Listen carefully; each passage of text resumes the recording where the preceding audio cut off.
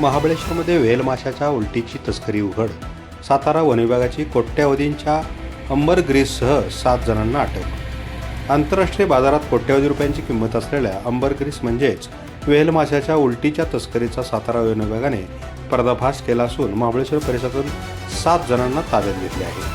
गोपनीय माहितीच्या आधारे वन विभागाने सापळा रचून 5 किलो 300 ग्रॅम वजनाचे अंबर ग्रीस जप्त केले असून या कारवाईत एर्टिगा, स्विफ्ट आणि नेक्सॉन अशा 3 आलिशान गाड्याही हस्तगत करण्यात आल्या आहेत. या प्रकरणी ठाणे, मुंबई, पुणे आणि मालवण येथील अतुल विश्वासराव, आकाश धुरी, एव्हन्स फर्नांडिस, हितेंद्र शेठे, कौस्तुभ प्रभू, मोहन पाटील आणि विल्सन फर्नांडिस या 7 आरोपींना अटक करण्यात आली आहे.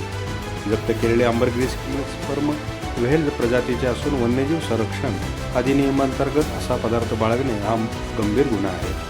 उपवनसंरक्षक अमोल सातपुते यांच्या मार्गदर्शनाखाली सहाय्यक वनसंरक्षक प्रदीप रौंधळ, वनपरिक्षेत्र अधिकारी महादेव मोहिते आणि त्यांच्या पथकाने ही मोठी कारवाई केली आहे. या तस्करीचे धागेदोरे कोकण किनारपट्टीपर्यंत पसरलेले असण्याची शक्यता असून वन विभाग आता या आंतरराष्ट्रीय रॅकेटचा अधिक तपास करत आहे.